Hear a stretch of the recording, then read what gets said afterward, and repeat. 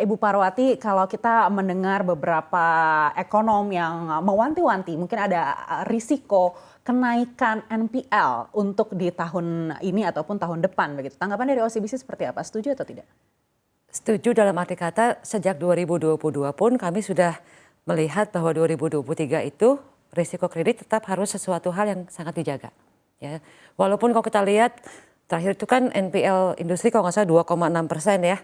Namun ada loan at risk itu masih di level 14,5%. Loan at risk itu kan termasuk kredit yang bukan hanya NPL tapi juga dalam perhatian khusus dan juga ya kredit yang restrukturisasi. Jadi masih perlu perhatian. Nah untuk itu sejak tahun lalu kami pun sudah mengantisipasi karena kami ingin bisa fokus kepada pertumbuhan di 2023 itu sehingga kami lebih melihat lebih awal, lebih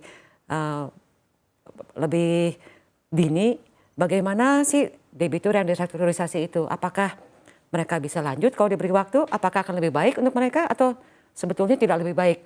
Nah sehingga kami lebih selesaikan lebih cepat.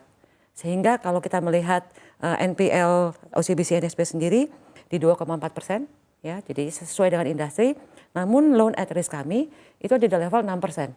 Jadi kan industri ada di 14,5 ya. Dan itu pun kami tuh pastikan juga cadangannya sangatlah mencukupi ya.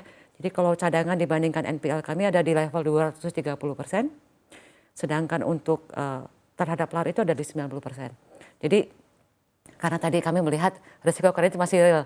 Bukan hanya karena masih carry over dari COVID restrukturisasi, tapi juga tadi masih ada ketidakpastian global ya. Jadi memang kita melihat harus perlu tetap hati-hati untuk risiko kredit ini. Nah kita pun jangka panjangnya kita melihat nih, ini risiko kredit kan tidak bisa hanya semata dari bank ya.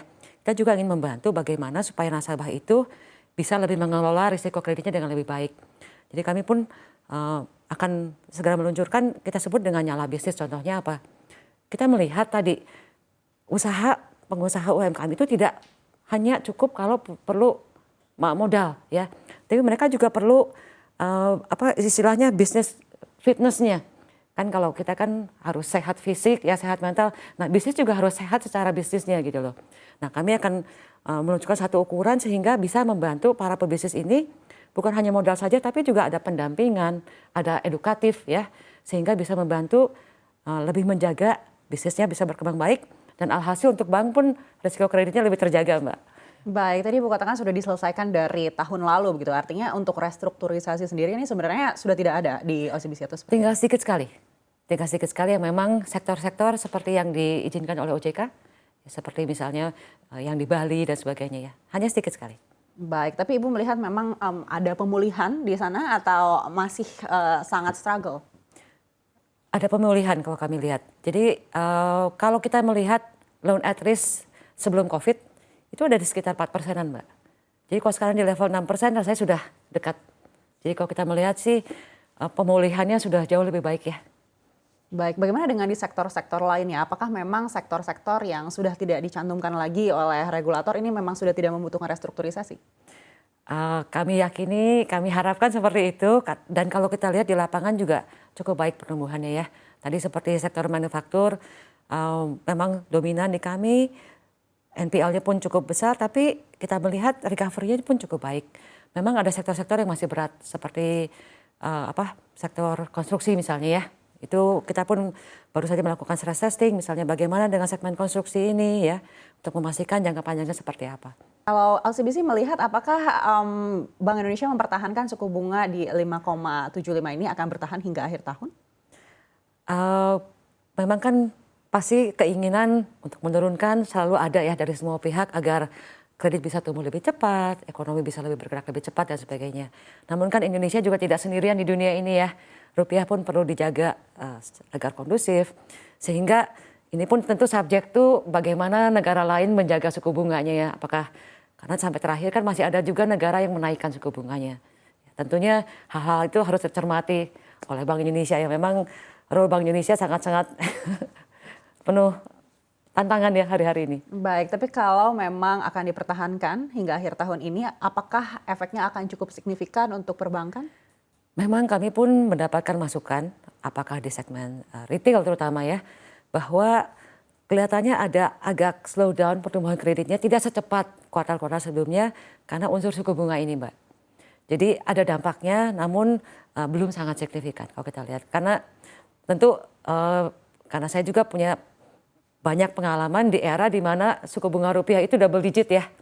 Jadi sebetulnya di saat sekarang harusnya masih relatif kondusif, Mbak. Masih relatif kondusif. Ya. Baik, kalau melihat pertumbuhan di kuartal 1, apakah ada peluang untuk mungkin merevisi RBB 2023? Memang kalau melihat pencapaian kuartal 1 tadi ya kita lihat sangat baik. Namun tadi kita melihat masih banyak tantangan global, kemudian juga ada unsur pemilu dan sebagainya. Jadi kalau kami melihat rasanya proyeksi yang sudah kami canangkan untuk whole 2023 ini yaitu pertumbuhan double digit untuk loan, rasanya masih bisa kami pertahankan dulu sementara ini, Mbak.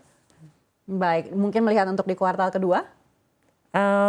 Ya kita cermati dulu, jadi kalau dilihat RBB per Juni, RBB ini rasanya kita akan masih tetap stay dulu.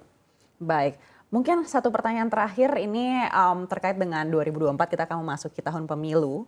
Kira-kira seperti apa dampaknya terhadap dunia perbankan di mana kita tahu juga Bank Indonesia mungkin menurut konsensus masih akan mempertahankan suku bunga acuannya hingga akhir tahun.